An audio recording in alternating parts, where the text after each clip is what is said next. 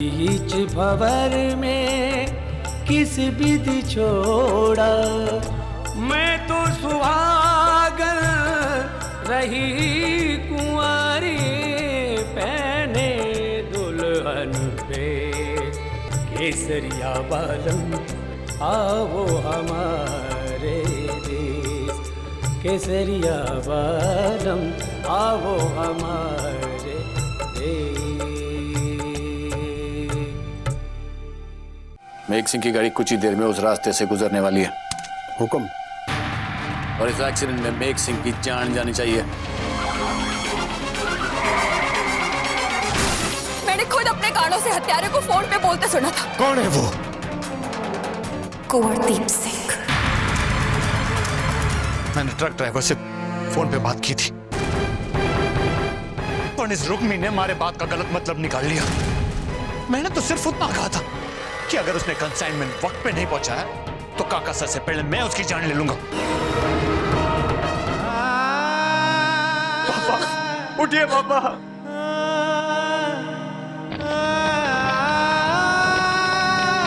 मासा, काका सा ने तो ठान ली थी, ये सारी सच्चाई पापा सा को बता देंगे। पापा सा आपको और मामा सा को दोनों को हवेली से बाहर निकाल देते। आप के हो और के कर सको ये मैं अच्छी तरह से जानूं। इस वास्ते ये भी जानूं कि जो जीजी कह रही है वही सच है।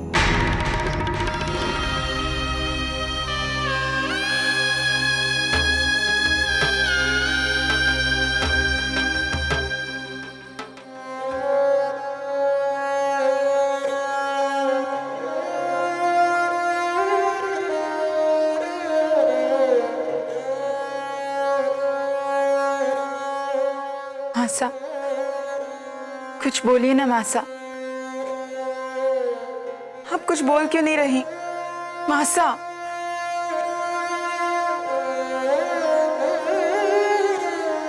भाई साहब देखिए ना, मासा कुछ बोल नहीं रही। कब से अपने और पापा सा की तस्वीर को देखे जा रही हैं।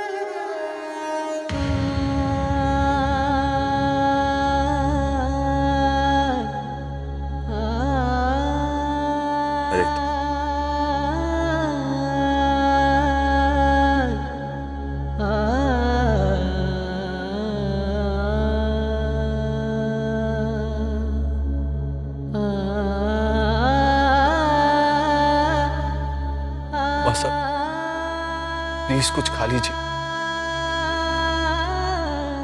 आपने 3 दिनों से कुछ नहीं खाया, प्लीज।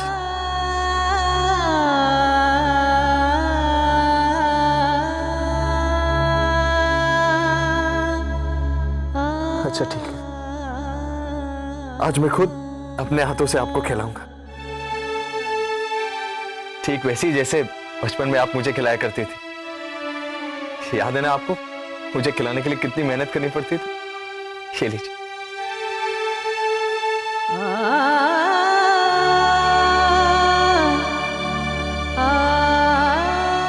आइए ना बस, प्लीज।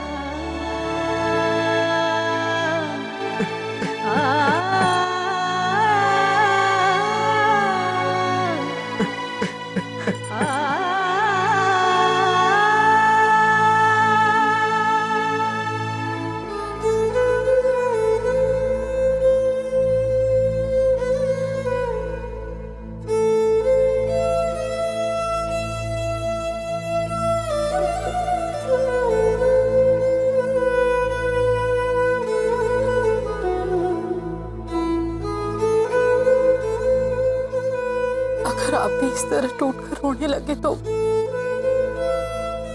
क्यों? हमारे सीने में दिल ना है या हमारी आंख में आंसू? अरे कैसे ना रो उस भाई के लिए जो मैंने पिता समान दर्जा देता था। अपने बेटे जैसे भाई को खोकर बड़े बहुत तकलीफ हुई मैंने। मैं आपकी पीड़ा समझू। इतनी वर्षा की उम्र इकाई थी, लेकिन विधि के विधान पर किसका जोर चले? जीवन तो जीनो पड़े है ना। जीवन तो जीना पड़े है। इस घर की खुशियों के माहौल में दुखों का पहाड़ टूट पड़ा और सभी उसके नीचे दब गए, सभी।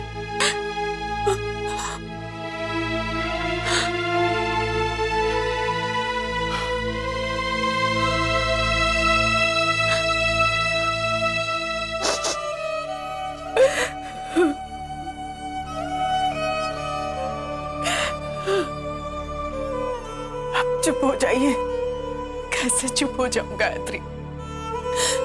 इतने बरसों से इस परिवार की खुशी जो अपने दिल में भरी थी वो आंसू बनकर बह रही है। हमारा अमित बहुत ही दयालु था गायत्री, किसी का दुख दर्द ना देख सकता था। हमारा वो प्यारा बेटा चला गया गायत्री, मुझसे रूठ कर चला गया। मैं अपने आप को कैसे संभालूं? दादी सा खाना लाई हूँ आपके वास्ते। वहीं रुक जा गायत्री, उसे खाने का थाल लेकर रख दे और कह दे उसे कि अब से हमारे लिए कुछ भी करने की जरूरत ना है।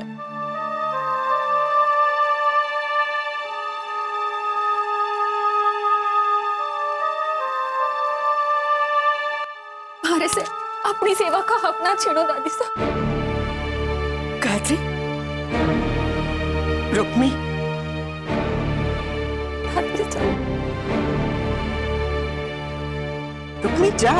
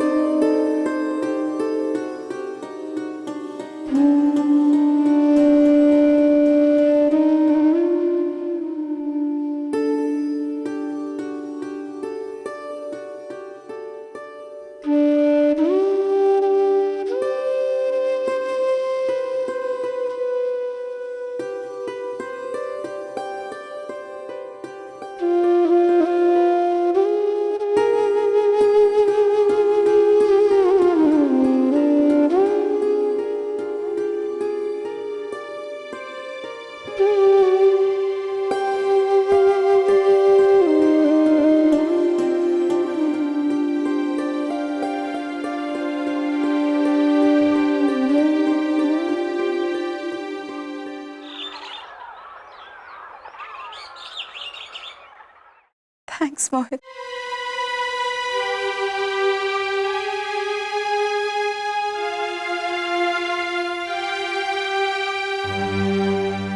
तुम मेरे कमरे में क्या कर रही हो? आपके वास्ते जूस लाई हूँ। आप फोन पे बात कर रही थी तो मतलब यहाँ चुपचाप खड़े रहकर मेरी बातें सुन रही थी ताकि मुझ पर भी इल्जाम लगा सको? जिस तरह दीप भाईसा की फोन पर बातें सुनकर तुमने उन्हें मेरे पापा का कातिल ठहरा दिया था। नहीं मम्मी, मैं तो। खबरदार जो तुमने मेरा नाम लिया। मुझे तुम्हारा लाया हुआ जूस नहीं पीना है। क्या पता इसमें भी जहर मिला दिया हो तो?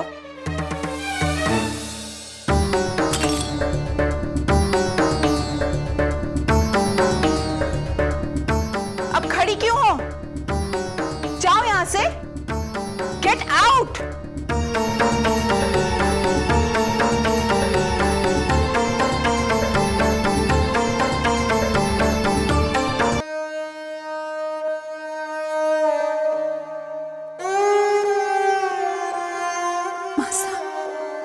आपके वास्ते दूध लाई।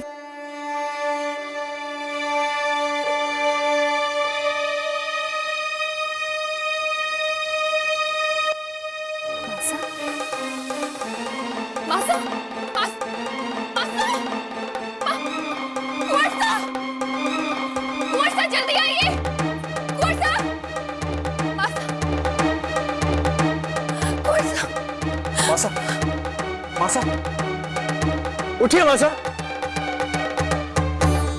मासा उठिए ना। कुंवर साहब, जल्दी से डॉक्टर को बुलाइए। किया क्या तुमने? हाँ, किया क्या है मासा को?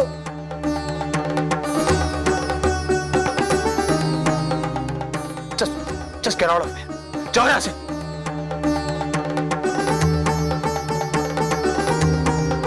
Come on, doctor, pick up the phone. Phone उठाइए प्लीज।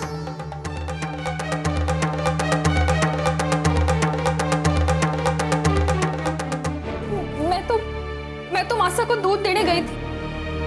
वो एक तक कहीं देख रही थी, बनने लगा कि अपने ख्यालों में खोई है। मैंने जैसे ही उन्हें हाथ लगाया, वैसे गिर गई कि दादी समासा को बचा लो। अगर कमल ऐसे ही खोई रहेगी और सच्चाई का सामना न करेगी तो एक दिन पागल हो जाएगी मासा। आप उसके पास चलो, आप अपने बेटे के खोने का दुख उसके साथ बांटो, तो शायद कमल भी रो दे।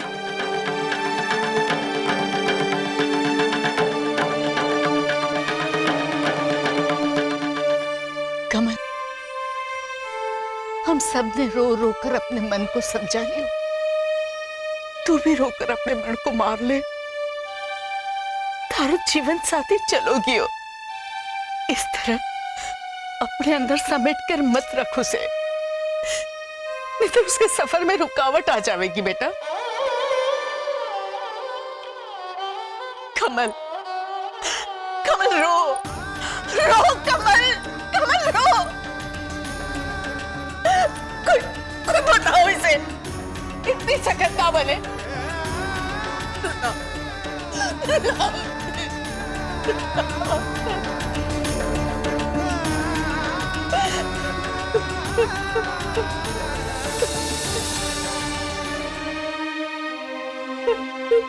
हमारे भाई मेघ की सोच और समझदारी के लिए मैंने हमेशा थारे को जिम्मेदार माना है भी नहीं। देख, अपने बच्चों को देख। हमारे भाई के चले जाने के बाद इनकी खुशियों की जिम्मेदारी थारी ना।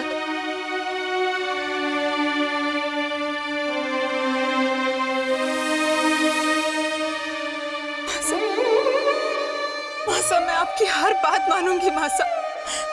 कभी पापा से आपकी शिकायत करके अपने लिए कुछ नहीं मांगूंगी मासा। मासा, पापा से तो नहीं लौट सकते, कम से कम आप तो लौटाओ मासा। मासा,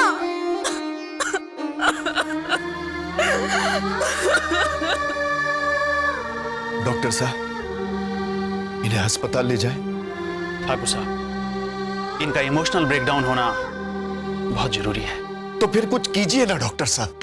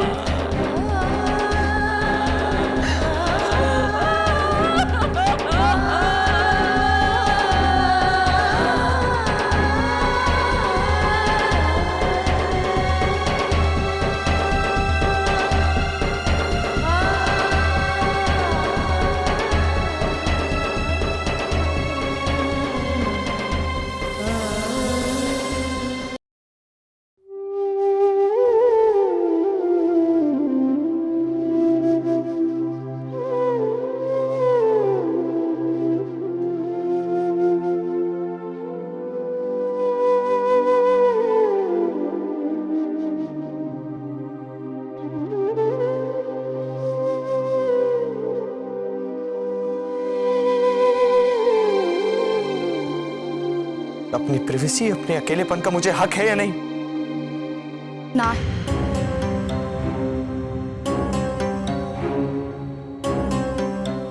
आप अकेले ना है कुंवर साहब, आपकी माँ है, आपकी बहन है जिसके हाथ पीले करवाने हैं आपको। अपने पापा की छोड़ी हुई अधूरी जिम्मेदारियों को पूरा करना है आपको। आज ही तो आपकी माँ ने सच्चाई को स्वीकारा है। आगे की पहाड़ जैसी जिंदगी उन्हें आप ही के सहारे जेड़ी है। फिर आप अपने वास्ते अकेलापन कैसे तलाश कर सको? हाँ कुंवर साहब, अब आपका अकेलापन आपका ना है।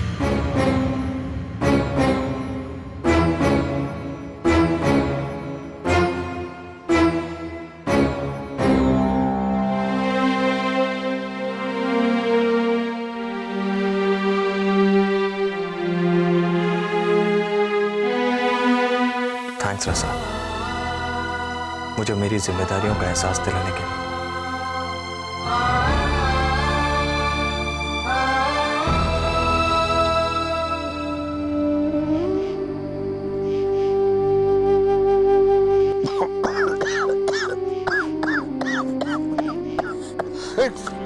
क्या कर रही है? और कितना हुक्का पियोगे जी? देखो ना, खांस खांस के क्या हाल हो रहा है आपका। तो क्या करूं? हमारे तो कुछ समझ में ना आ रहा है। ये हवेली वालों ने जो बर्ताव किया है हमारे साथ। हुक्का पी के अपना जी जलाने से बात समझ में आ जाएगी के? और वैसे भी इस बात में समझने वाला है ही क्या? अरे कितना बड़ा लांछन लगा दिया उस रुक्मी ने रसाल के जेठ दीप सिंह पर। इतना काफी ना था उस बात को समझने के लिए? ना था। वे जानो, हमारी रुक्मी कभी झूठ ना बोले। अरे वो तो हालात देखकर मैंने उसे माफी मांगने के लिए कहा था। उसके बाद में न जाने क्या गुजर रही होगी हमारी रुक्मी पर। और उस रुक्मी के कारण हमारे रसाल पे क्या गुजर रही होगी, ये कभी सोचा है आपने? अरे उस रुक्मी ने जानबूझ के ये सब कुछ किया है। दिमाग खराब हो गया है थारा। अरे कोई किसी पर अपने काकोसा के खून का लांछन क्यों लगावेगा? रुक्मी लगाएगी। अभी भी रुक्मी रणवीर को भुला ना पाई है। इसी वास्ते वो जलती है रसाल की खुशियों से। हमारी छोरी रसाल ने रुक्मी के वास्ते क्या क्या ना भुगता। मैं तो तंग आ गई हूँ इसकी मनुष्यत से। खबरदार, खबरदार जो हमारी रुक्मी को मनुष्य कहा तूने। कहूंगी, मनुष्य कहूंगी। अरे उसी के कारण तो मौत हुई है हवेली में। बकवास बंद कर, बकवास बंद कर थारी। नहीं तो क्या, मारोगे मन्ने? मारो, मारो ना। बापू,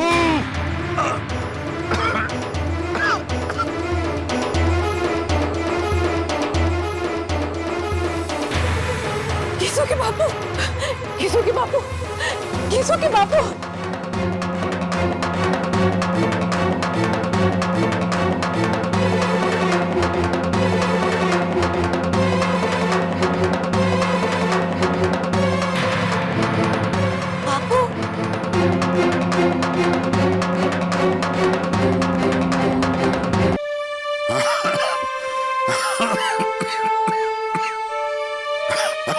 सब ठीक हो जाएगा, पर इसके वास्ते ठाकुर साहब को हुक्का पीना बंद करना पड़ेगा। जे आप आराम नहीं करोगे तो हमारी दी हुई दवा का असर कैसे होगा? ये 2 दिन की खुराक दे रहा हूं, एक खुराक आप इन्हें अभी दे दो। अच्छा, मैं चालू। जी बच्चे।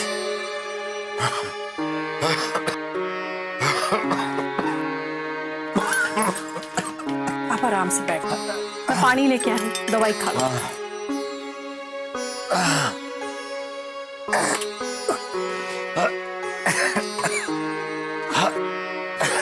क्या कर रहे हो आप बैठे रहो ना। कट्ठे जा रहे हो आप?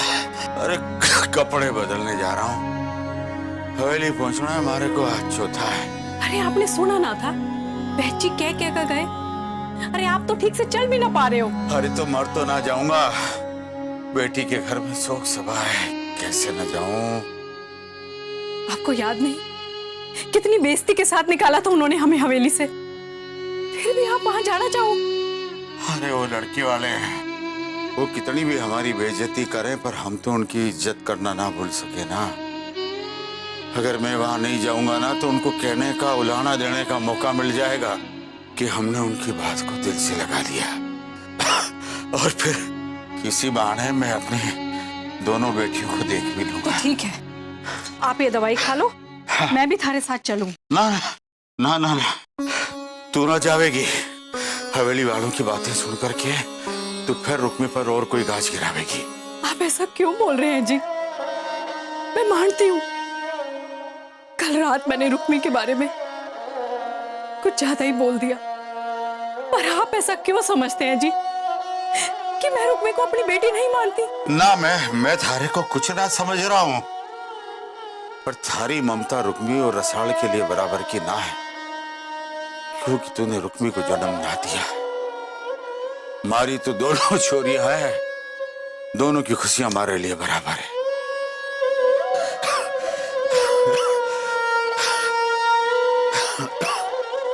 आप लाख कह लो कि आप दोनों की खुशी देखने जा रहे हो, पर आप रुक्मी को देखने जा रहे हो।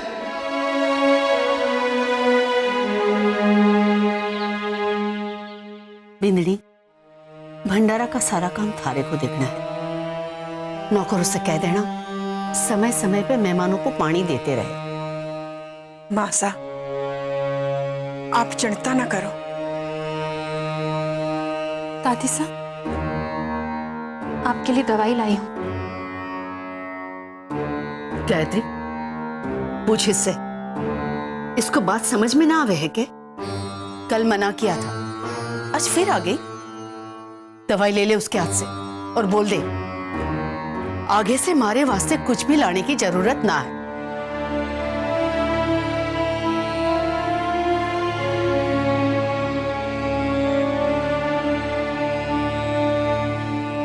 दादी साहब, मैं अपनी भूल की माफी मांग चुकी हूँ। मारे को अपने से अलग करके इतनी बड़ी सजा ना दो।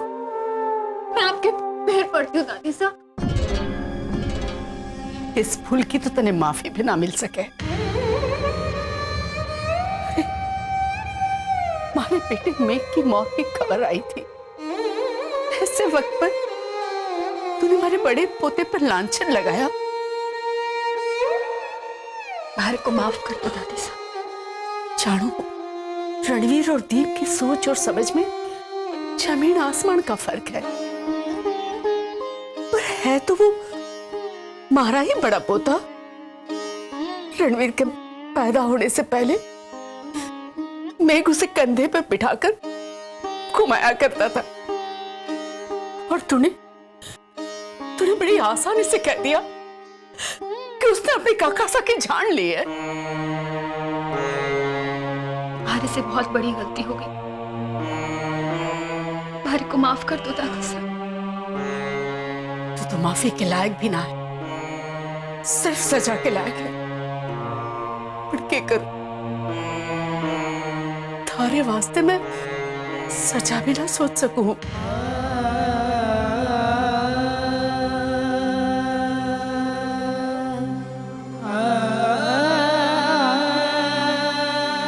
रुक्मी, तू जा अट्ठे से जा।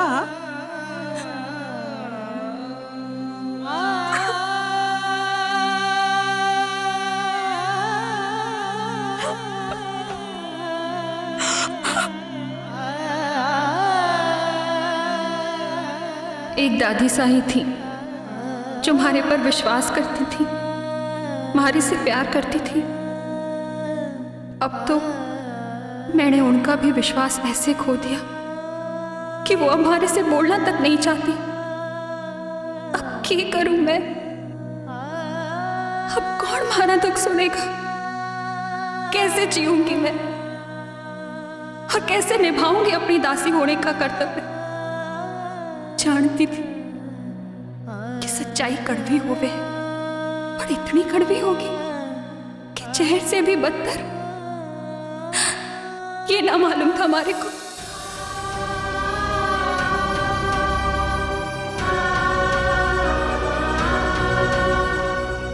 एक हमारी बहन ही है जिससे मैं अपना दुख बांट सकूं,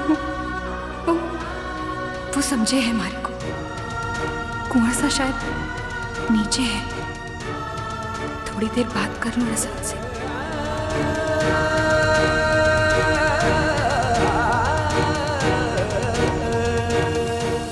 रसाल, रसाल,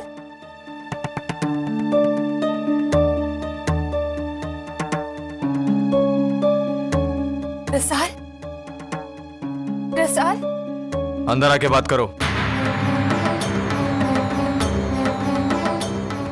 कुंवर सा तू अंदर है? सुना नहीं तुमने? अंदर आके बात करो।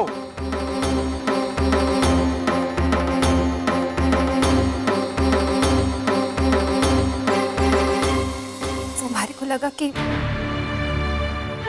रसाल, मैं तो इसे समझा समझा के थक चुका हूं। अब तुम इसे कैसे भी समझाओ कि मेरे कमरे के आसपास भी ना आया करे। समझाओ इसे।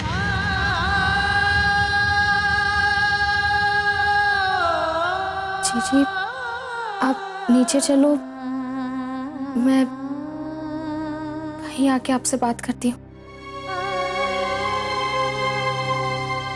जी, आप हमारी मजबूरी समझो। जानो हो रसाल, समझो।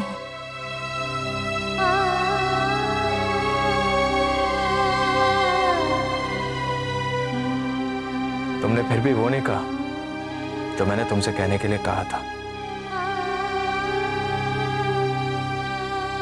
खैर, तुमने उससे कहना तो शुरू किया।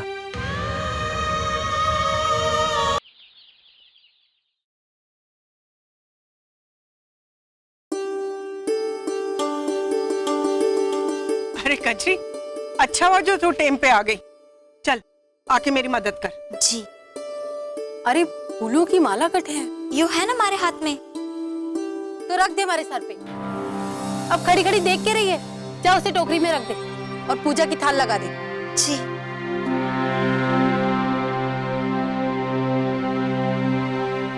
बड़ी मासा, लाइए मैं आपका हाथ बटा देती हूँ। ना ना ना ना, ऐसे हाथ मत लगाना। कजरी, चंचल का काम निपटा कर जल्दी मेरा हाथ बटा। जी। बड़ी मासा, हमारा दासी होने का काम तो ना छीनो, हमारे को ये कर्तव्य तो निभाने दो मासा। इधर देख और हमारे से बात कर। हाथ बटाने की बात तो बहुत दूर की रही, मैं देवरसा की आत्मा की शांति के पाठ के दौरान थारे को आसपास भी न देखना चाहूं। चल जा आटे से। मैं नहीं चाहती कि इस शांति पाठ में थारी वजह से कोई विघ्न आए, समझी? चल जा आटे से।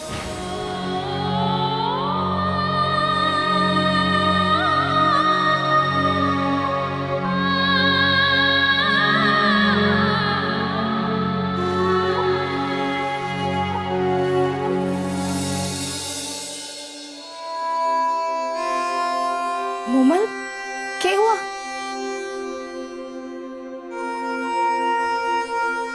मोमल, तू रो क्यों रही है? अंदर आ। भाई साहब, मासा कह रही है कि वो चौथे में नहीं बैठेंगी। क्या? नीचे शांति पाठ शुरू होने वाला है भाई साहब, मुझे बहुत डर लग रहा है। मैं उन्हें कमरे में अकेला छोड़कर आई हूँ। तू चिंता मत कर, मैं ताइसा से जाके बात करता हूँ। कुंवर साहब, आप खुद जाकर मासा से कहिए। तुम्हारी सलाह की जरूरत नहीं है। मैं अपने बेन से बात कर रही हूँ मोमल, बीच में ना बोलो। कुंवर साहब, जब तक आप खुद मासा को यह एहसास ना दिलाएंगे कि आप अपने पिता की जिम्मेदारियों को अपने कंधे पे ढोएंगे, मासा इसी तरह समय समय पर कमजोर पड़ती रहेंगी। एक माँ की नजर में बेटा तब तक बच्चा ही रहता है जब तक वो खुद अपने सर पर भार उठाने की क्षमता ना दिखा पाए। और वैसे भी प्रथा और परंपरा के अनुसार पिता के बाद बेटे को ही जिम्मेदारियां निभानी होवे। जाओ कुंवर साहब, मासा को यकीन दिलाओ कि उनका छोरा कमजोर ना है, हर दुख सुख को सहन करने की ताकत रखे। हाँ कुंवर साहब, उन्हें वचन देकर उनका भरोसा जीतो। बंद करो अपनी बकवास। भाई साहब को क्या करना है ये तुमसे सीखने की जरूरत नहीं है। मोमल, देख मोमल, रसाल ठीक ही कह रही। एक न एक दिन मुझे पापा सा की पगड़ी को पहनना ही। चल, हम चलकर खुद मासा से बात करते हैं। चल।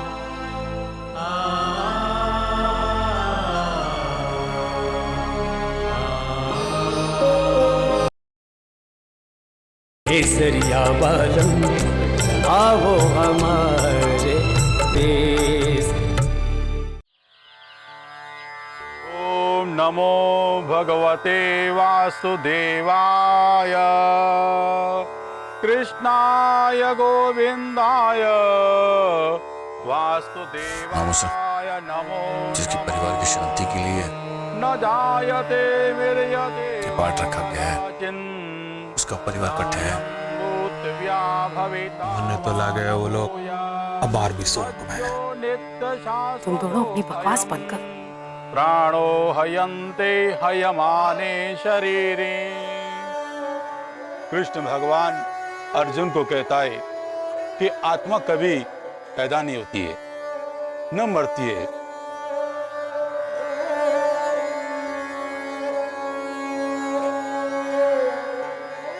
वासांसे जीर्णानि यथा विहाय। शांति पाठ शुरू हो गया। बापू माँ और केसु को लेकर अभी तक पहुंचे क्यों नहीं?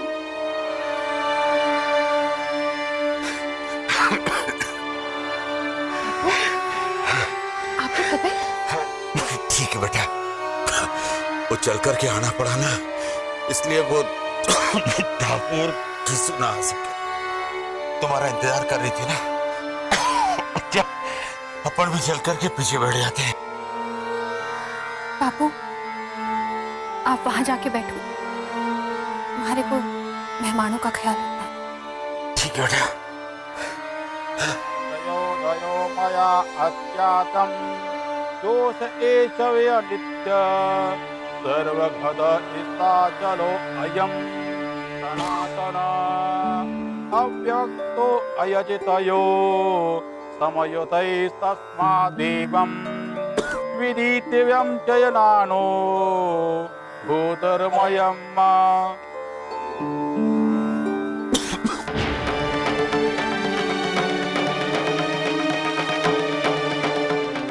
कृष्ण भगवान अर्जुन को कहते हैं,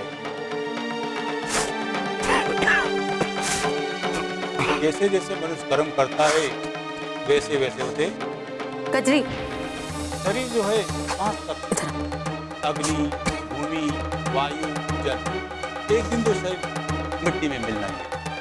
आदमी का सिर्फ नाम रह जाता है, कर्म रह जाता है। वासांति जीर्णानि तथा नवानि नैनं दकी पावक न जैनं क्लेदयन्त यापो शोषयति मारुत।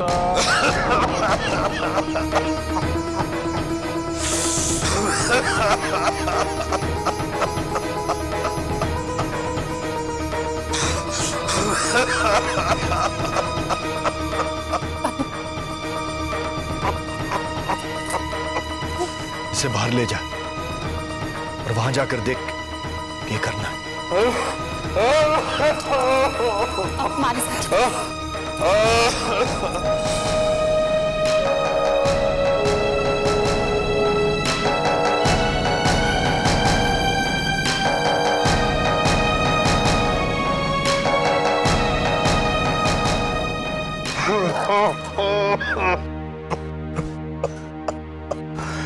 मैं पानी लाती हूँ।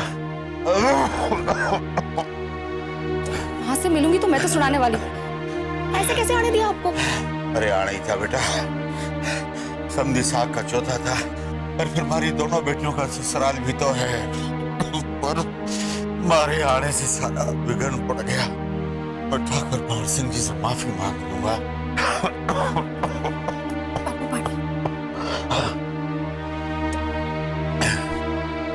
कैसा भाग्य रे हमारा, दोनों बेटियों के घर का पानी पी के जी रहा हूं। प्रणाम हो बापू। ओम शांति शांति शांति।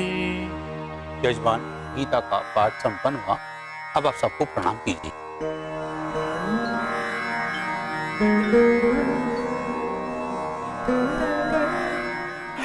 मारे को लागे है पाठ पूरा हो गया है। मैं चालू हूँ, हमारे परिवार वालों के साथ रहना होगा। हाँ तू जा, मैं हूँ बापू के पास।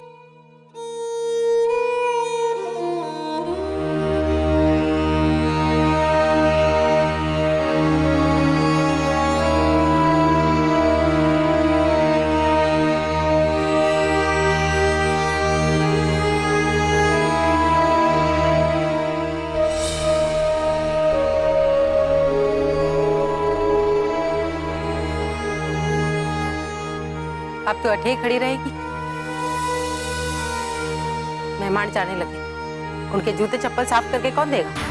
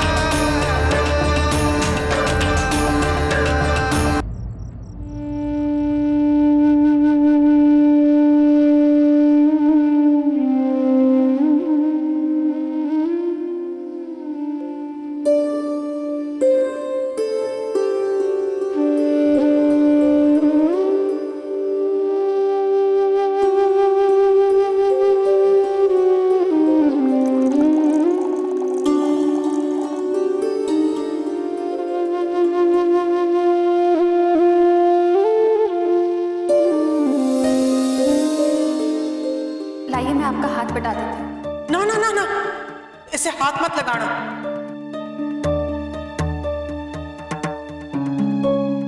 कैसा बदनसीब आंखों में दोनों बेटियों के घर का पानी पी के जी रहा हूं।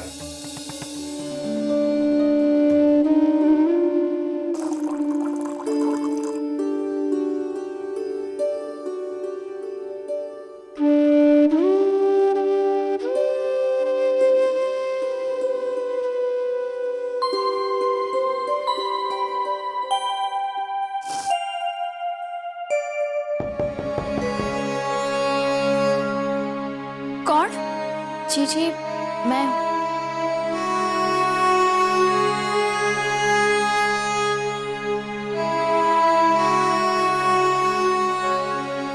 बसाल, इतनी रात गए?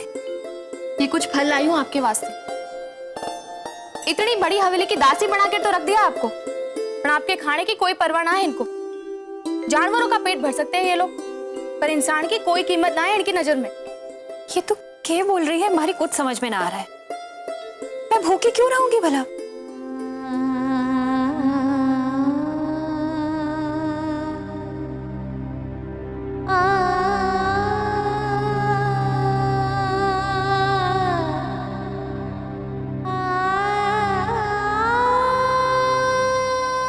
अरे से झूठ ना बोलो जीजी।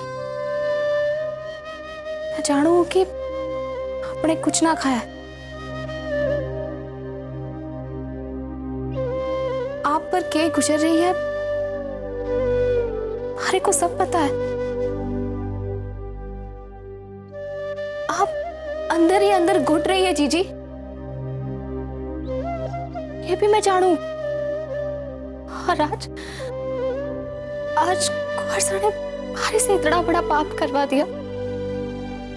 हमारे को खुद अपनी जीजी से कहना पड़ा कि हमारे से दूर रहे। हमारे को माफ कर दो। हमारी प्यारी बहन, थारे बीन ने उस समय जो थारे को मारे से करने को कहा, मारे को उसका कोई गम ना है, क्योंकि हमारी बहन पर अब हमारा साया ना पड़ रहा है, तो इस परिवार का हिस्सा बन चुकी है। भले ही मौका गम का था, पर मारे को थारे को अपने परिवार के साथ खड़ा देख बहुत खुशी हुई। पर मारे को आपको जूता साफ करते देख बहुत दुख हुआ जीजी। माता जी महाराज जी जाने कि आपको साल में देखकर आप ऊपर की गुजरी होगी। गलती तब भी हमारी ही थी रसा। मारे को बापू को इसी कमरे में लेकर आ जाना चाहिए था, पर तू चिंता ना कर, बापू को कुछ नहीं होगा।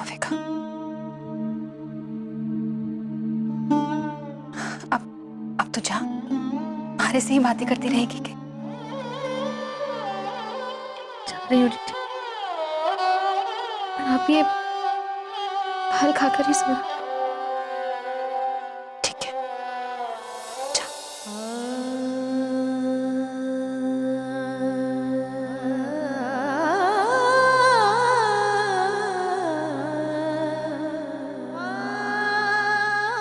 हे भगवान, हमारे बापू का ख्याल रखना।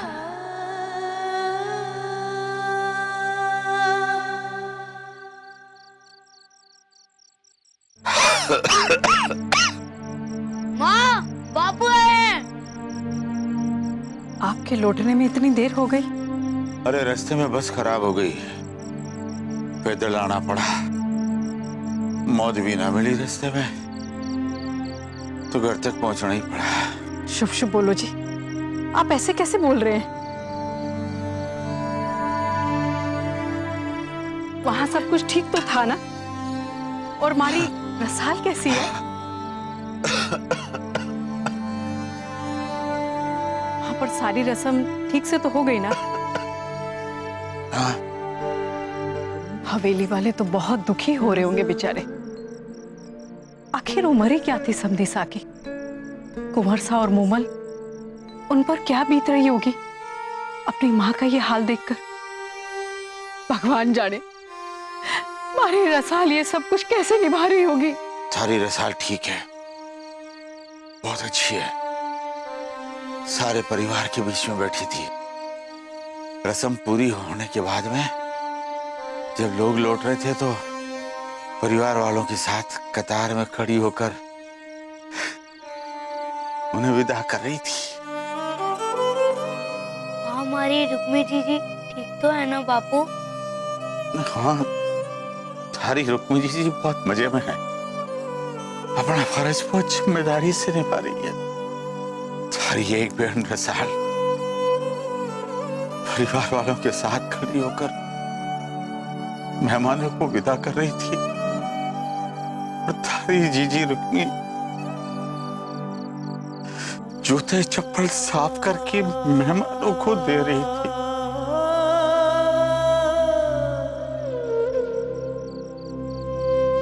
बापू, तो हवेली वाले हमारी रुक्मी जी के साथ ऐसा क्यों कर रहे हैं? अरे दासी जो है थारी जीजी,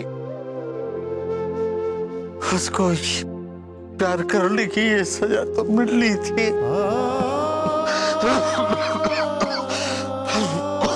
क्यों बार बार वहां के बारे में पूछता है? देखता नहीं थारे बापू की तबीयत कितनी खराब है? अरे तो थारे को क्या परेशानी है? थारी बेटी रसाल तो राज कर रही है ना। देख ले, थारी एक चिट्ठी बदलने से हमारी बेटी रुक्मी का भाग बदल गया। आप बार बार मारे को क्यों दोषी ठहराते हैं जी? क्योंकि सारी फसाद की जड़ तो तू ही है।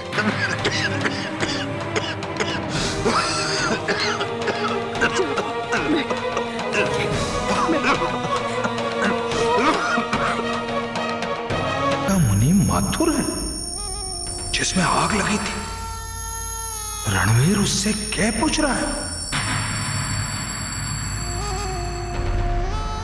ठीक है माथुर साहब, आप डैमेजेस की फाइल तैयार कीजिए। अरे मुनीम साहब, आप अठे? वो छोटे कुंवर साहब से फैक्ट्री के बारे में कुछ बात करनी थी। अरे क्या हो गया है माथुर साहब आपको? कुछ फीलिंग बची है कि नहीं आप में? अरे मौके की नजाकत को तो समझना चाहिए। आपको भांजे के पास आने से पहले यह तो सोचना चाहिए था कि वो अपने पापा की मौत के गम से बाहर निकला है कि नहीं। पर सुमेर साहब के पण लगा रखा है? अरे ऐसी कौन सी समस्या आ गई कि आप उसका हल नहीं निकाल पाए थे? माथुर साहब को मैंने बुलाया था मामा साहब, आपको भी बुलाने ही वाला था। अच्छा वो आप खुद ही चले आए। हाँ हाँ भांजे बोलो ना, मैं तो थारे काम के वास्ते 24 घंटे तैयार हूं। काम? मामा साहब काम नहीं हुआ, इसलिए मुझे माथुर साहब को बुलाना पड़ा। के काम नहीं हुआ भांजे? हमारी फैक्ट्री में आग लगी थी मामा साहब, लेकिन अभी तक भी उसका इंश्योरेंस क्लेम नहीं किया गया है। मैं पूछ सकता हूं क्यों? अरे कैसी बात कर रहा है भांजे, कैसी बात कर रहा है? थारा पापा सा का देहांत हो गया था, ऐसे में तू जानता है आज तक कोई फैक्ट्री नहीं गया, किसी के पास टाइम कहां है भांजे? लेकिन आपके पास इतना टाइम था कि आप माथुर साहब को फोन करके ये कहें कि वो इंश्योरेंस क्लेम करने में जल्दबाजी ना करें। ये फोन आपने कब किया था मामा साहब? जब पापा को श्रद्धांजलि दी जा रही थी, या फिर शमशान से जहां उनका अंतिम संस्कार किया जा रहा था? भांजे मेरे तो कुछ समझ में नहीं आ रहा है कि तू कहना क्या चाहता है। भांजे फोन मैंने जरूर किया था, पर ये सोच के कि घर के जो हालात है उस हिसाब से डैमेजेस निकाल पाना आसान नहीं होगा भांजे।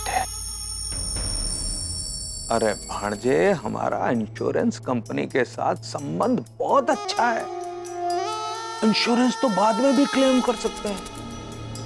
फैक्ट्री में आग लगना और थारा पिताजी का एक्सीडेंट में मरना, दोनों की जानकारी इंश्योरेंस एजेंट को है। यह बात आप मुझे भी बता सकते थे मामा साहब। थारी हालत देखकर मैंने जानबूझकर तुझे नहीं बताया।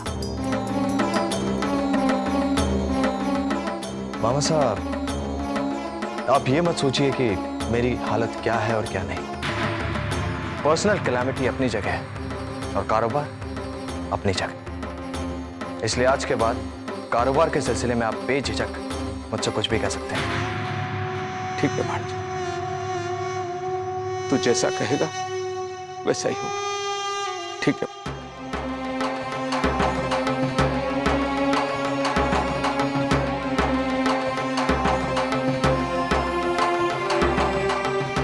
मामा साहब ये सब आपको कहते हुए मुझे भी अच्छा नहीं लगा, लेकिन आप तो जानते हैं ना कि बिजनेस में लापरवाही मैं बर्दाश्त नहीं कर सकता। जानू हूं भांजे।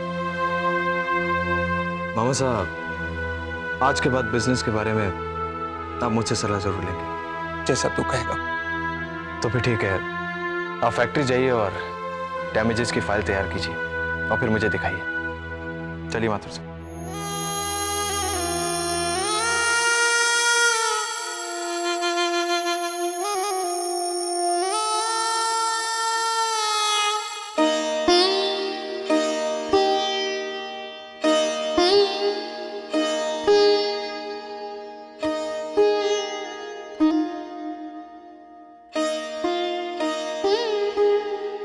लो आप प्रसाद ले। तारे को इस तरह यहाँ देख कर हमारे को विश्वास ना हो रहा। अब तो आप पर विश्वास करना ही पड़ेगा। देखो ना, हमारे कहने पर आप भी तो अट्ठे आ गए।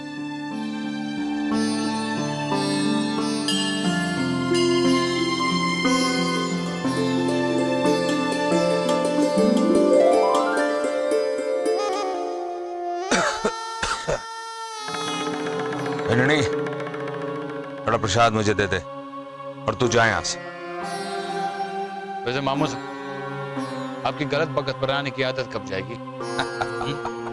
सच पूछ भाणजे, तो तने दोनों को अठे देख के आत्मा प्रसन्न हो गई है, और जो बात करने में आया हूं उसके लिए एकांत चाहिए भाणजे। मैं चलूं, आप लोग बात करो।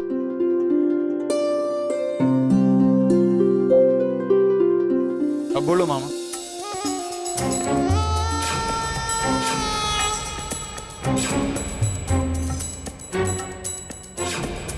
पर मामा साहब आपने इंश्योरेंस क्लेम क्यों नहीं किया? अरे बावड़ा हो गया क्या? वो इंश्योरेंस सुपरवाइजर आ जाता तो तुरंत समझ जाता। आग लागी नहीं है, लगाई गई है। मामा साहब किसी भी तरह रणवीर को इस मामले की छानबीन करने से रोकना होगा। आप दोनों रास्ते से हटेंगे? हटेंगे?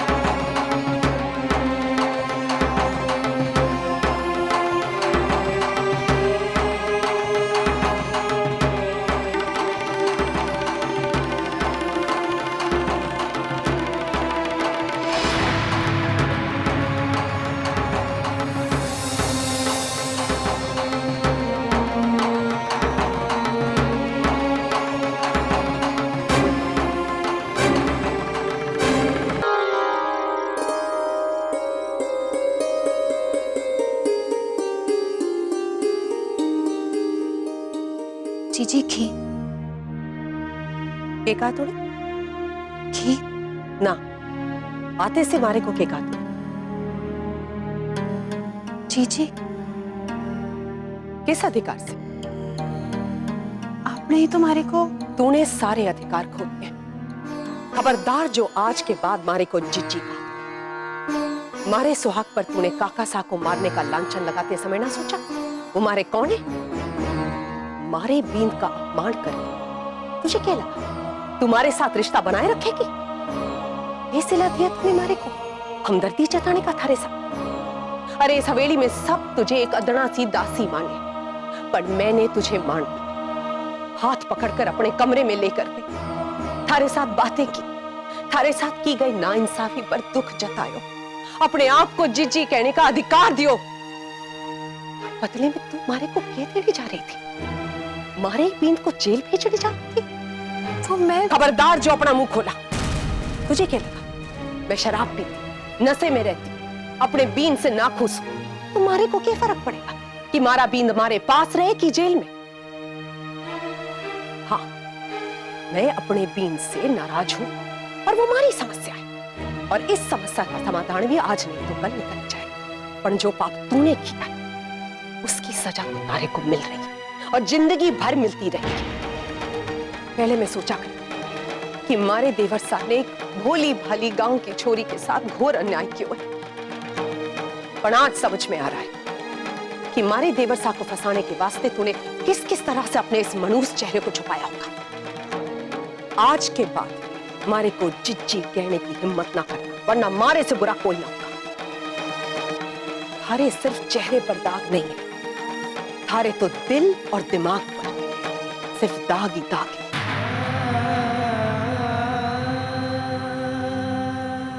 वाह माताजी महाराज, साची बात बोलने की अच्छी सजा दे रहे हो हमारे को।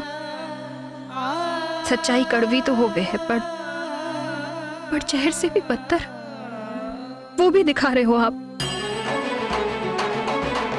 ठीक है, अगर आपके पास मारे को देने वास्ते यही रखा है तो आप देते जाओ और मैं लेती जाऊंगी। देखती हूं कौन हार माने है, आप या आप भी बनाई मैं।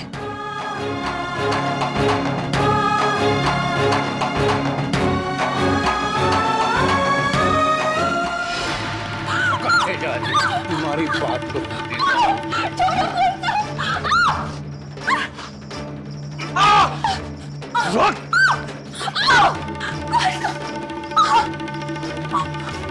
हमारे खिलाफ जो जुबान खोलता ना उसे जिंदगी भर इसी तरह रोना पड़े।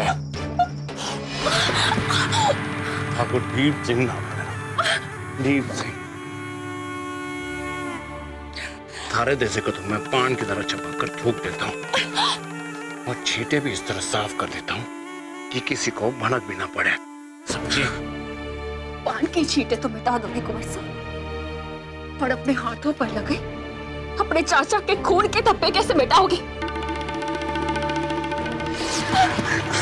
अब पता चल जाएगा कि खून के धब्बे किस तरह साफ किए जाते हैं।